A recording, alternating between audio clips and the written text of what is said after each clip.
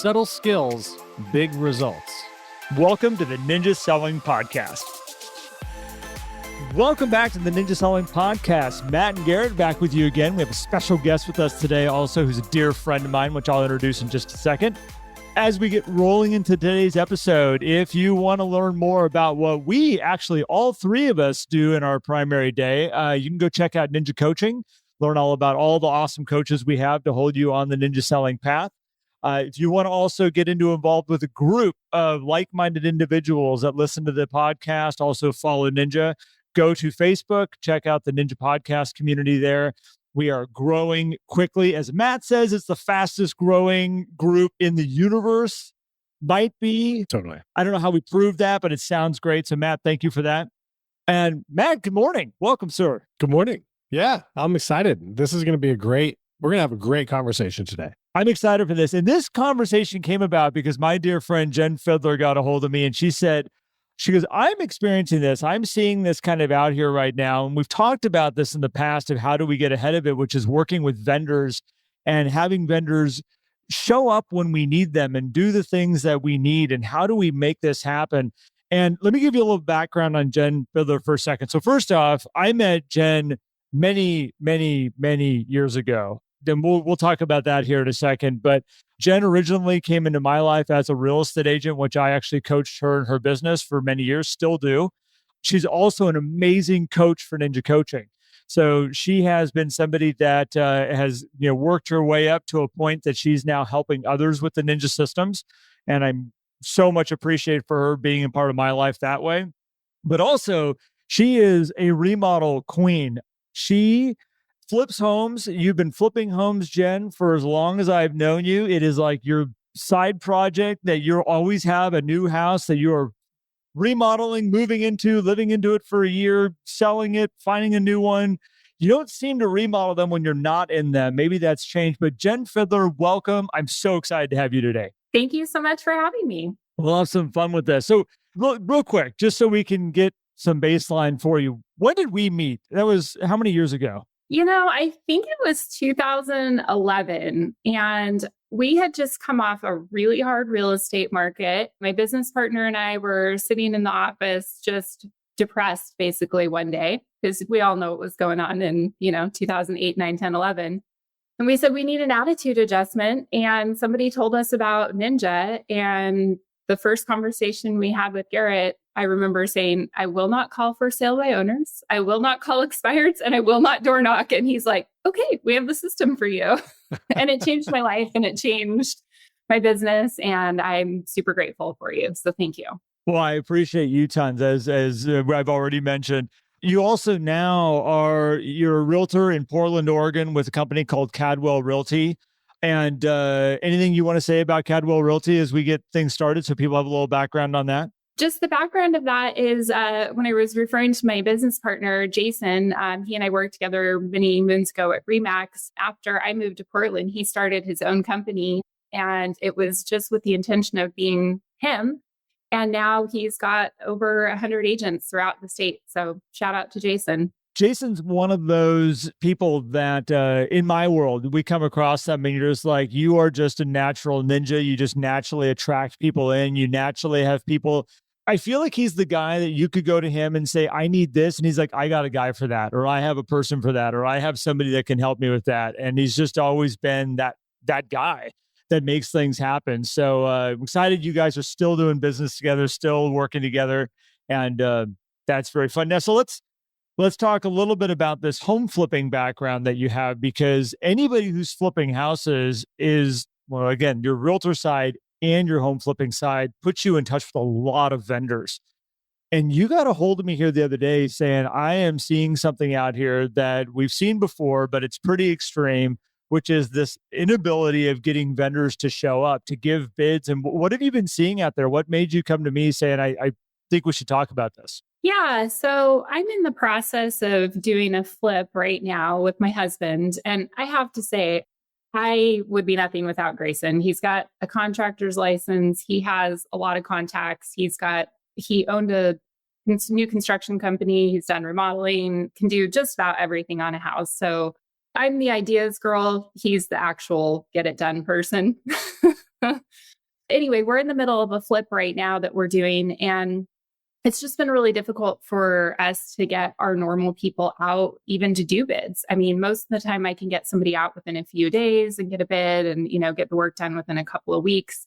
We're kind of experiencing now that, a lot of people are a couple weeks out even to give us a bid and might be 6-7 weeks out for work. So they're busy.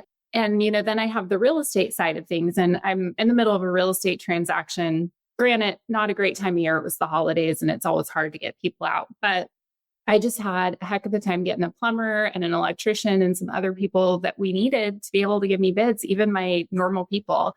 And so it just got me thinking about this overlooked aspect of the business and making sure that we take care of our vendors and really treat them the way that we treat our clients so that, when we need them, that they're there for us. Jen, is it just me, or I feel like there was this wave that happened because there was a while back. We are now officially ripping our kitchen apart with no professional help at all in our world other than my background. We're just like, we just got to do this and we're just going for it. But I feel like there was a while there where I couldn't get anybody to give me a bid. I was calling and trying to get people in here saying, hey, we need a designer. We need someone with ideas. Could really not even get people to show up. I feel like about 6 months ago, there was a window that opened up where I was like, oh my gosh, there are now people that are willing to do the bids, to show up, to check out the job. But I feel like it's also, I missed my window. Is that what, are you seeing that it's actually getting tighter? Like there was a little opening and now it's getting tighter again? Or was I just not looking at it properly when I was trying to get it done before? Yeah, I think it goes in waves. I mean, I think, we, in the craziness of 2020 and 21, I mean, those guys it was next to impossible to get anybody out. Things slowed down a little bit. The real estate market slowed down and I was able to get more contractors out in a more timely manner. And then I'm starting to see, yes, things are picking up again. And I don't know if that's necessarily tied directly to the real estate market or just the consumer confidence and economy people doing better in general and feeling good about spending money on remodeling again and things like that. I think there's a variety of factors going on, but I think like everything else, it's cyclical and it goes in waves of, when people are busy and when they're not. I'd imagine it's a lot supply and demand driven, right? Which would make sense. But then when it comes to your ability to have contractors or vendors show up for work, I mean, it's more than just the actual dollars and cents. A lot of people think, well, if we have a job and it's going to pay, these people should show up for these things. But there's also so many other nuances to running businesses. Like as a realtor, I don't know many realtors who are worried about getting the commission check when closing happens because there's so many hands involved in that happening. It's running through attorneys or title companies and the check is going to get written, right?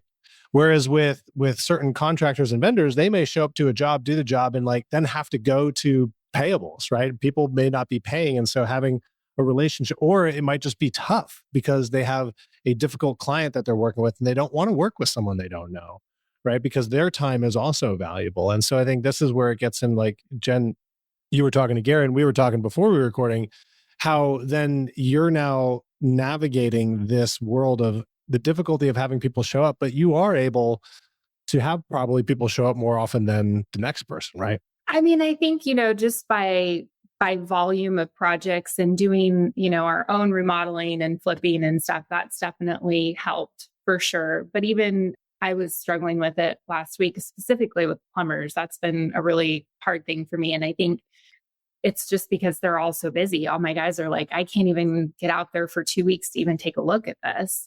And, in a real estate transaction, we're on such a tight time frame. And, we're back to seeing in our market about 30% of homes have multiple offers. So, you're shortening your inspection time periods again. And it's difficult to have even 10 business days to get all of these experts out and get their opinions on things that might be wrong with the house. And I think honestly, in 2020 and 21, a lot of people were waiving their inspection contingencies and taking houses as is. So it wasn't as big of a thing to have people, coming through the house to give their opinions and bids and knowing what people were getting into because they just were so desperate to get a house. It's a little bit different now. People are paying top dollar, interest rates are higher. They want to make sure that they know what they're getting into and potentially maybe get some credits from the seller and things like that. Jen, you made a comment when we were kind of getting ready to record today of, one of the things we're going to talk about today is how do you build strong relationships with these vendors to be able to make sure that we have a team, that we have a group of people that are here to back us up and make sure that we look good to our clients and we can get the jobs done for our clients, or at least be the instigator that makes that vision come together and their goals come together. And you mentioned, and I saw this a lot happen over the last couple of years, where because of the pace of business, because of the rat race we were kind of in, that we got lazy with the side of building the relationships and keeping those relationships up to date with all these vendors. We kind of took the vendors for granted. They were just kind of part of the machine that we were doing to get these projects done, to get people to where they needed to be. But that slowing down and taking care of them, it's like we deal with a lot of people as coaching that forget and they neglect the people in their database. They're people that are their business they neglect.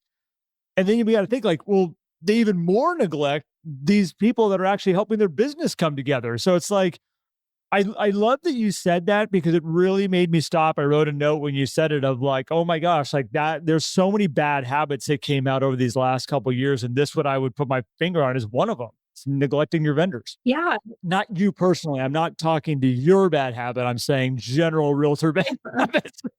No, I think that's absolutely true. And like Matt was saying before we started recording, your vendors are people that you should be in the flow with and have a relationship with. And you and I were texting about this. This is how this podcast came about. But, these are the people that you want to know your people, your vendors, just like you know your clients. And you want to know what makes them tick. And you want to afford them when you have the chance and you have the opportunity. And when there is an opportunity to bring something of value to them or, a gift or something like along those lines, knowing your people is really going to help. And so we were talking about that before we were recording.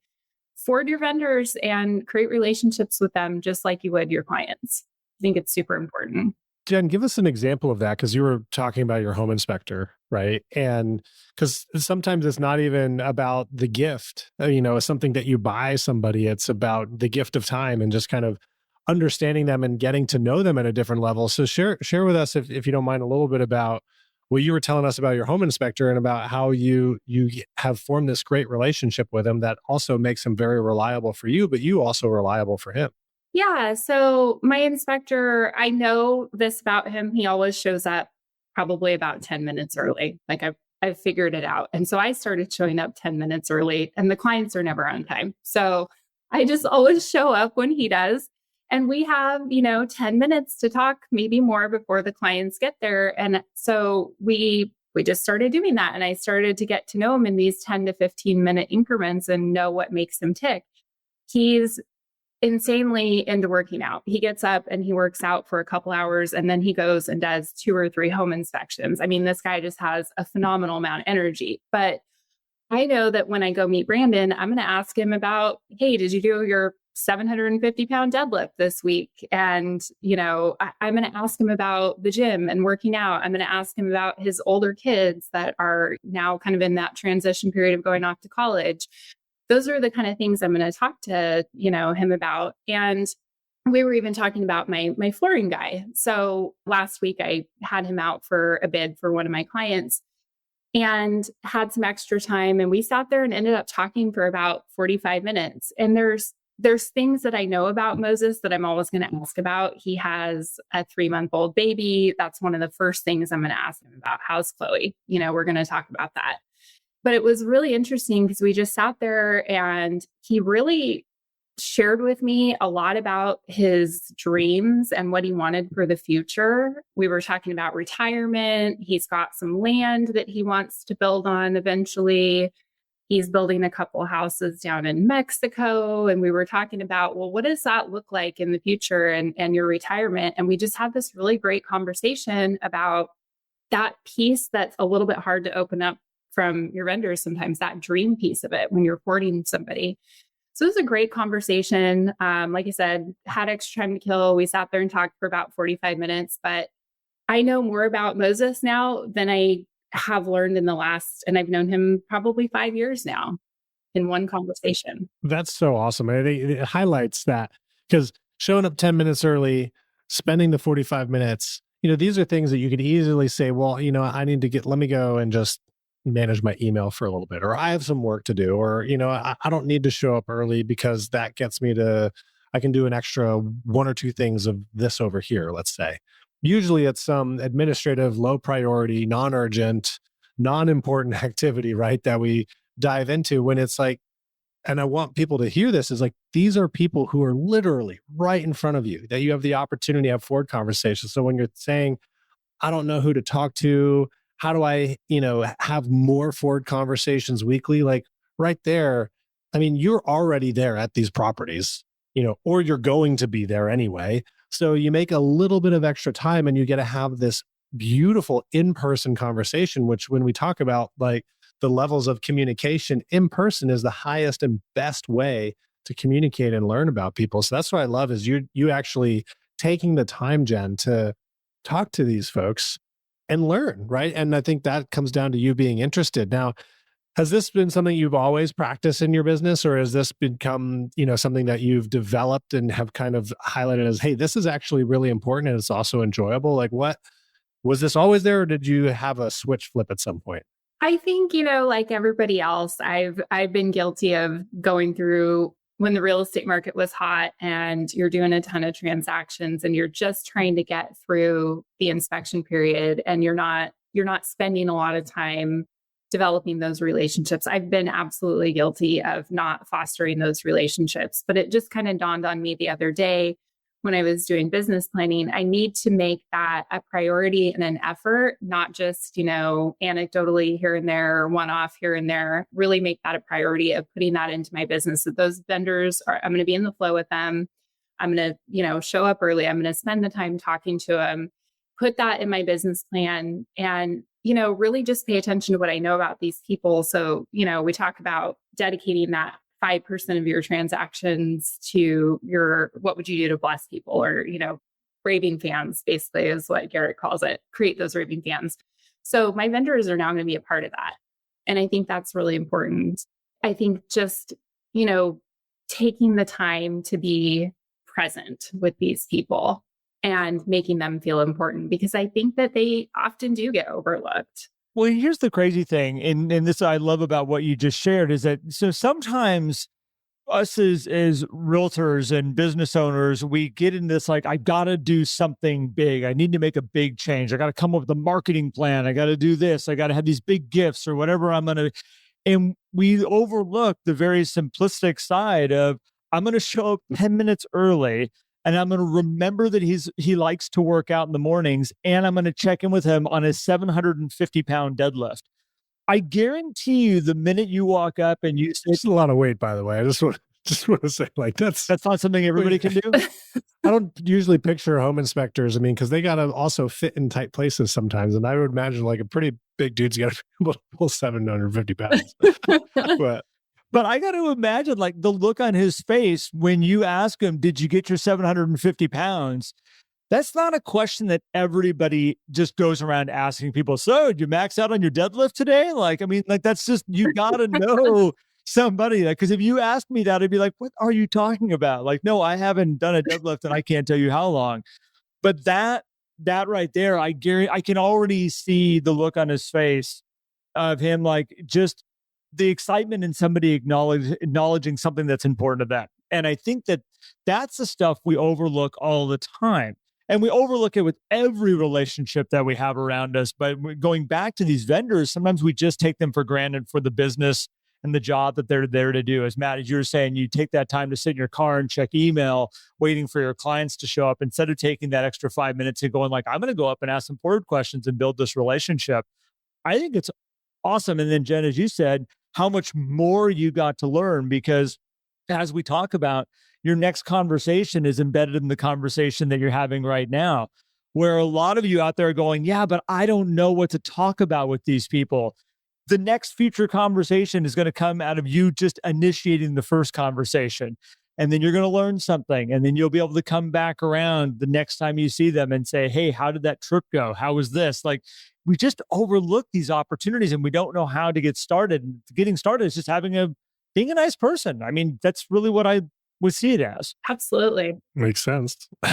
So have you ever done anything? Because we've had people, and we mentioned them, that have gone out and gotten their general contractor's license. Obviously, you have Grayson, your husband, as somebody that has an into maybe arranging some of this stuff.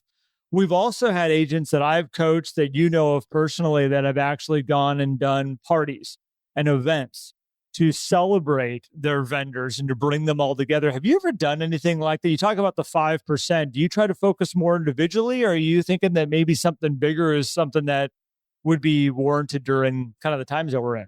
I mean, I think, whatever your style is for your business. And I absolutely overlooked in past years inviting these people to my client appreciation events. That's not going to happen. And from now on, they will be invited. I had a Santa photo party in December and failed to invite some people that should have been invited to that, including some vendors. That is definitely going to be on my priority list for next year. That party was a hit. I'll do that one again.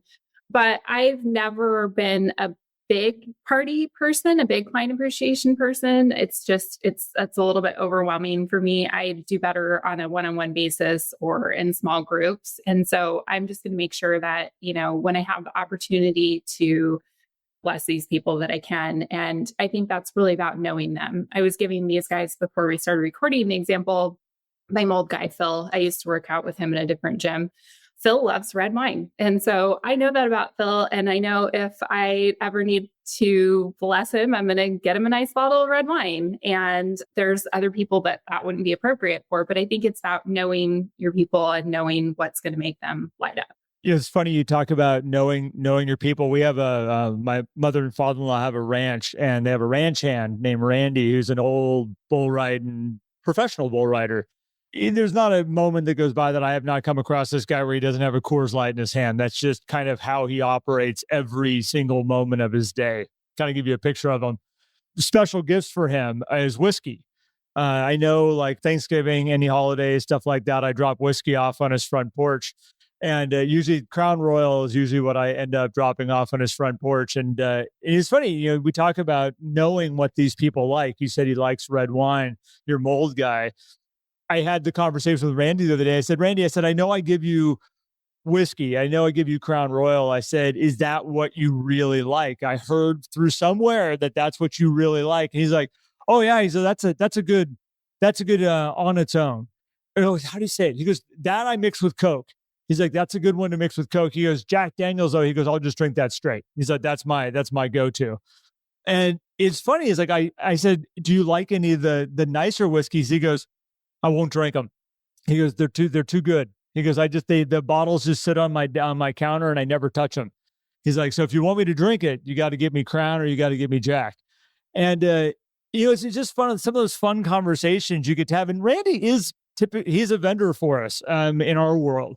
He manages the ranch. He makes sure those cows are safe and they're healthy out there. And he's someone that we need to keep around because he could very easily just go bounce off to another ranch, another place. And all of a sudden you're left high and dry going, how in the world do we manage this? And I think sometimes it's just as simple as having some of these conversations. And when you do want to give them something nice, I think it's totally okay to ask, to make sure that you're giving them something that's going to be of value to them, to tell them that you appreciate them, like red wine. Absolutely. Because you mentioned another person who doesn't drink, right? That you have to take care of in a different way.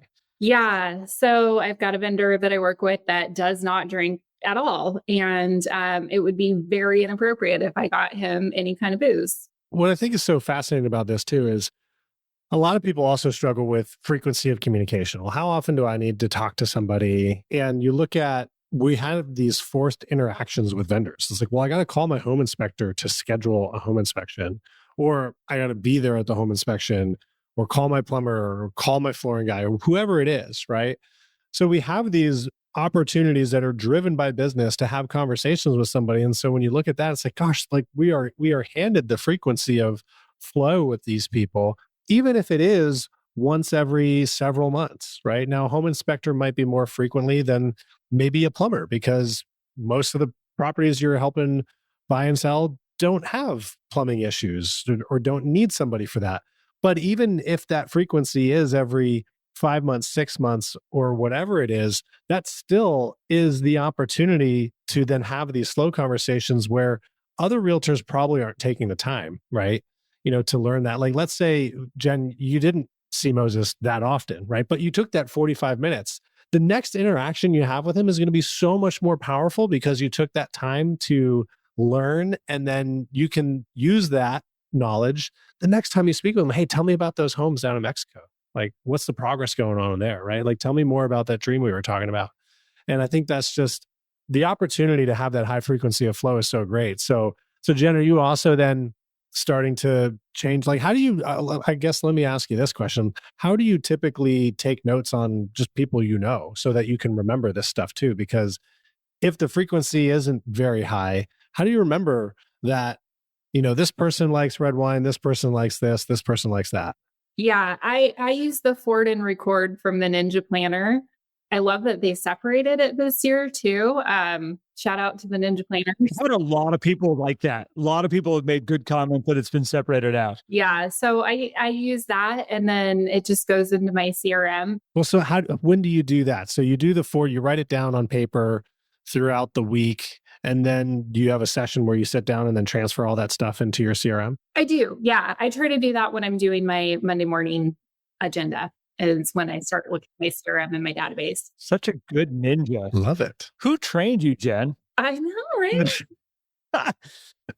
So go on. Sorry, I didn't mean to interrupt. I just wanted to highlight that, like, that's the way. So people are like, how do I do this? Like, exactly just like that. Like, it's not complicated. You just have to have the dedicated time to do it. It's not complicated. And, one point I was kind of thinking about, I don't know if this is a little bit on a tangent, but, we talk about high time and useful use of your time and stuff.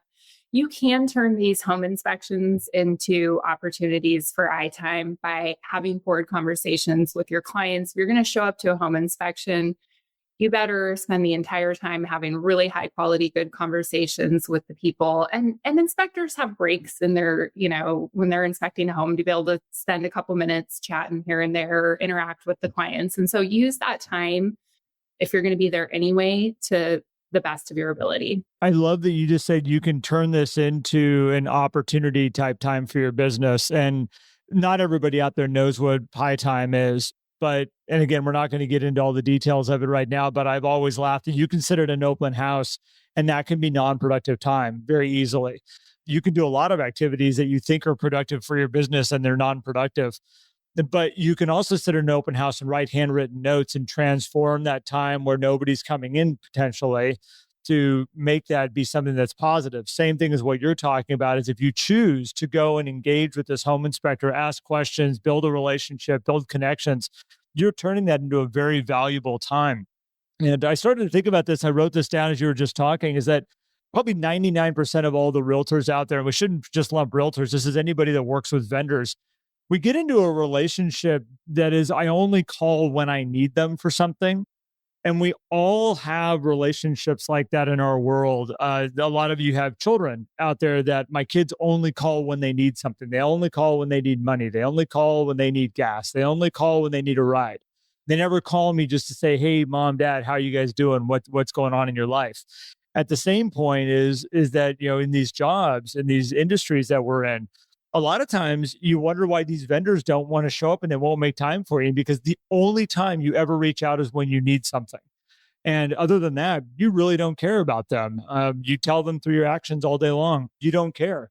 And so having these built in where you start to really give them some of your energy, ask some questions that engage them in their life, in their world. It's amazing how much people neglect these vendors, just kind of thinking that, oh, they already have a realtor. Oh, they already have somebody that's taking care of them. And more often than not, when I was selling real estate, I leaned into my vendors, and I actually, because I was in my new stages of Ninja, learning all of this and applying it, I used to ask my vendors, do you have a realtor? And they almost always would say no.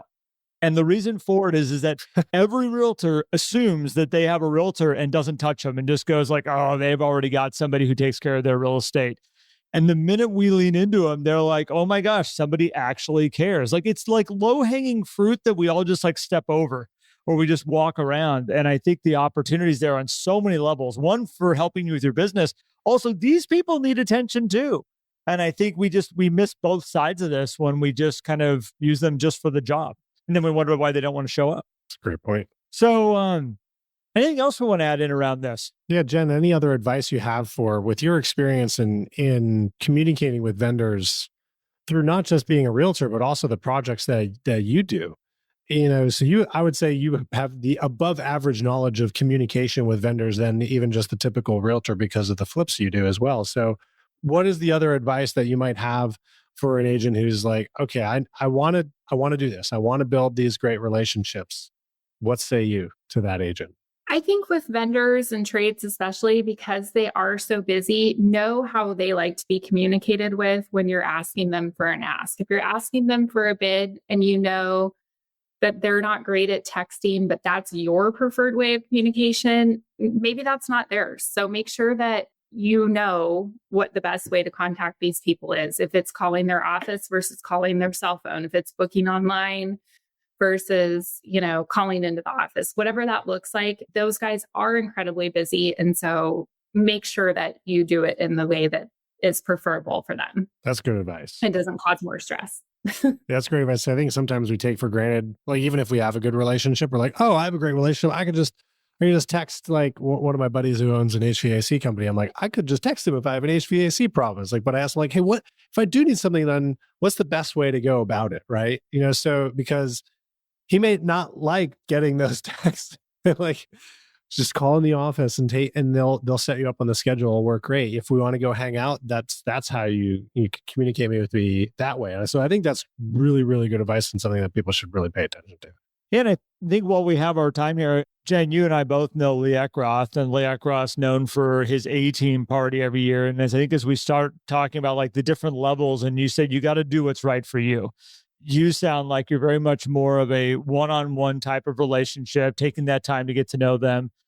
You did say you would invite them to your client appreciation parties here going forward because you might have left some of them off the list this year. Yes.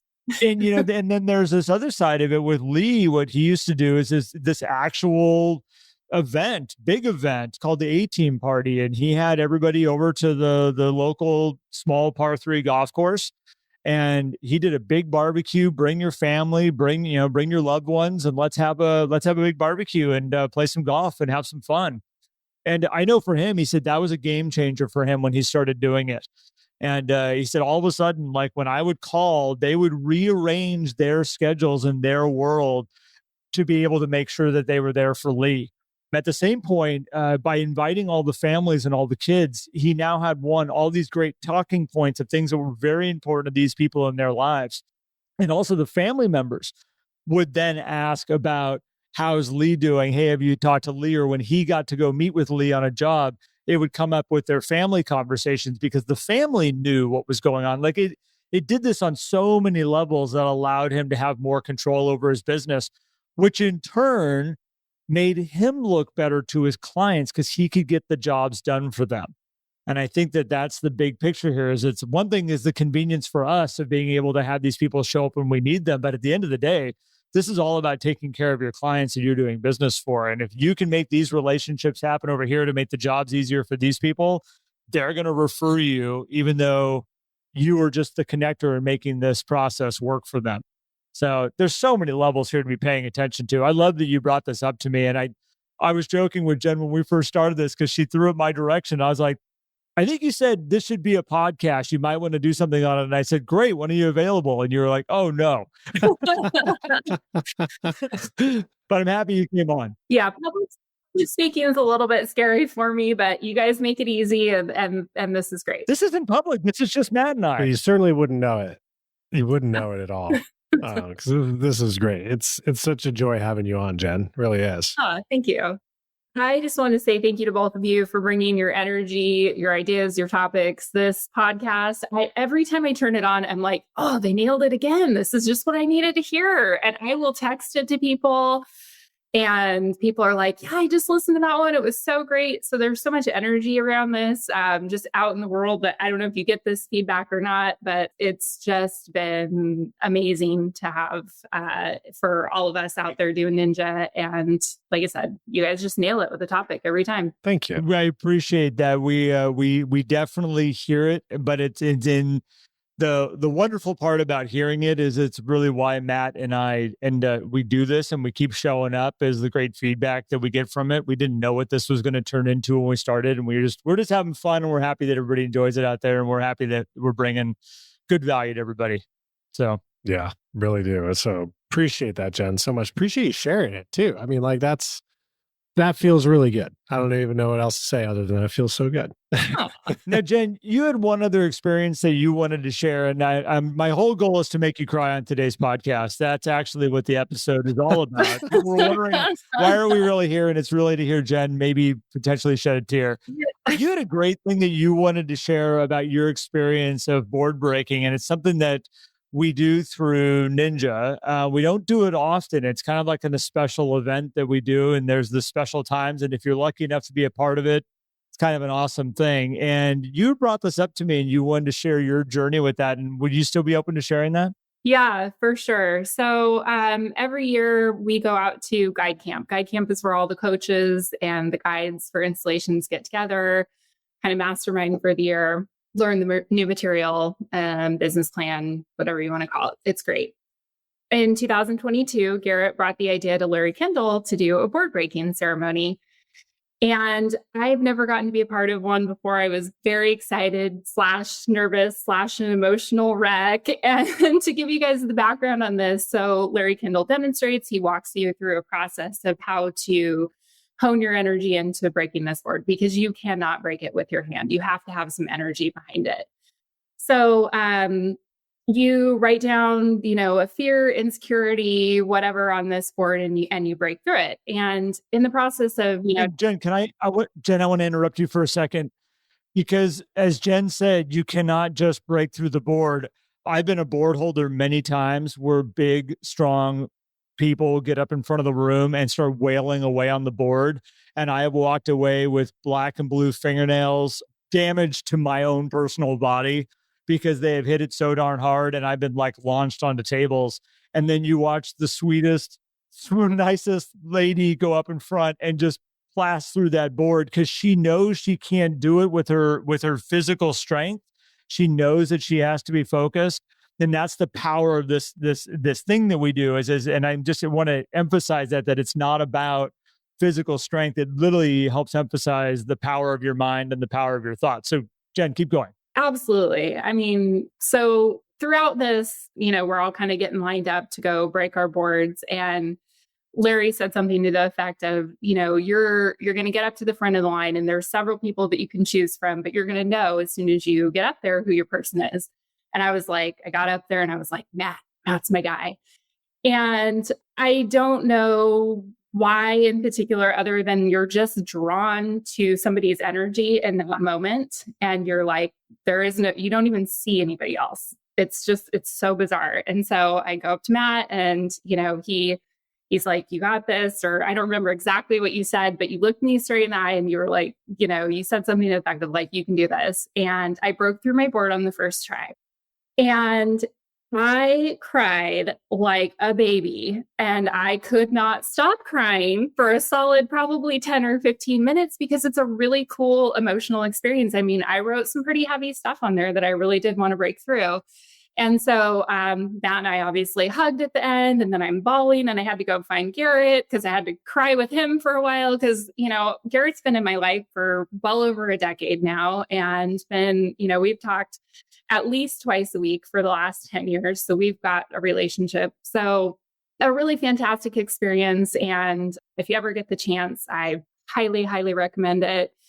And I just wanted to share that story to say thank you to both of you for the impact that you've had in my life. And thank you for that memory. I love it, Jen. I love it. And for any of you out there that's listening, going like, I wish I could go through a board breaking. When do they offer those? We're at a place right now that Matt and I, the reason we went out there and we did that is Matt and I were getting trained to be able to offer those in the future. And that was one of the gifts that hopefully we're going to be able to continue on with Ninjas, be able to offer the board breakings. So it's on the list of activities and events to do in the future. And those are things that will be announced when the time is right and when we want to move forward with those. But Jen, I appreciate you sharing because I don't know anybody who's gone through the board breaking that didn't walk away saying that was like a pivotal point in my life. And for myself, I remember when I first broke my board, it was in Vail of 2007. And I was crying on my way up. And the minute I broke through that board, I went and sat in the back of the room and just sobbed for a little bit because what I wrote on that board was something that has held me back for many, many, many years of my life. And that is how board breaking works. And people walk away from it saying that fear is gone for me. For me, that was an ending place for that fear that I held on to for years. So I appreciate you sharing that. Yeah. Thank you, Jen, for sharing that too. It's You didn't cry at all, by the way. That was a total letdown. I think if you you hyped me up to feel like, oh, she's gonna cry, and so I was like, just because you wanted me to, I didn't. She had to hold it back because of that. It'll happen though. It happens on about every other coaching call. There you go. Yeah. I'll just hit record, post it. Gosh, man. Well, I love that you share that, Jen. I appreciate you and your energy that you brought to that board breaking as well, right? I mean, it's amazing being a holder of someone's board and experiencing that with somebody. So thank you as well. And thank you for coming on the podcast and sharing this too. I mean, this is a really important message. I think as particularly like, I have a feeling like this spring is going to be very reminiscent of 2021. Yes. And so, for all you realtors out there, for all you vendors who are listening too, I mean, you have vendors and vendors, right? Everybody has other people they work with. Is lean into your business relationships now in 2024 because you're probably going to need them at some point throughout this year. That's a really good point, Matt, is that this is anybody who's listening to this is not realtor specific. This is anybody you have to do business with that makes your business run smoother. Lean into those relationships. And it happens both ways. The vendors can lean into their realtors also if they choose to.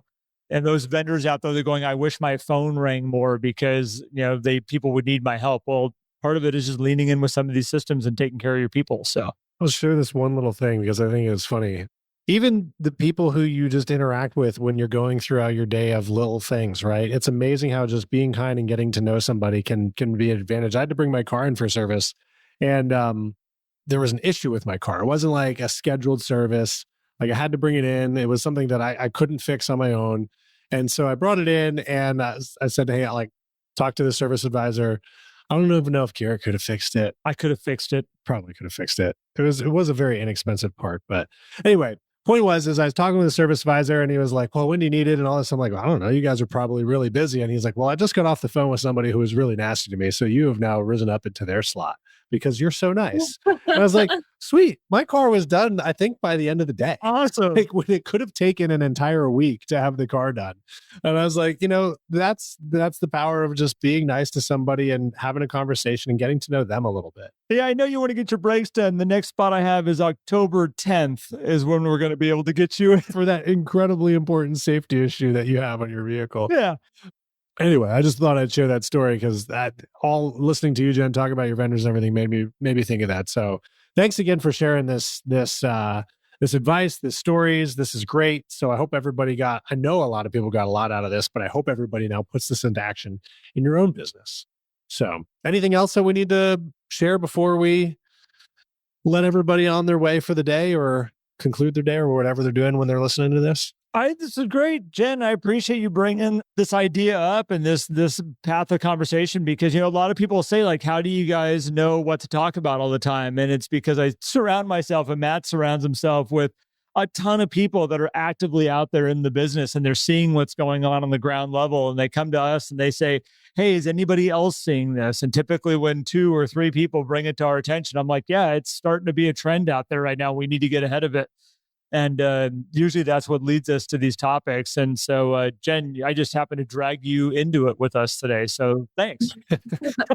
Well, thank you again for having me. It was fun. Well, thanks everybody for tuning in. We appreciate you. As Garrett said at the beginning, if you want to learn more about us, you can head over to ninjaselling.com or ninjacoaching.com. That'll direct you to the coaching part of ninjaselling.com. And if you want to join our incredible community of people who are like-minded, on the Ninja Path, looking to get on the Ninja Path, just want to learn more about Ninja, collaborate and share, head over to Facebook and search for the Ninja Selling Podcast group. That's where you will find over 14,000 incredible individuals that you can collaborate with and share all the things that you want to share with. And as always, we'll be here as we always are. So we'll catch you on the next episode. Thank you so much for listening. Thanks, everybody. If you enjoyed today's episode and would like more, visit us at theninjasellingpodcast.com. There you will also find links for more information about ninja selling and coaching. Have an incredible day.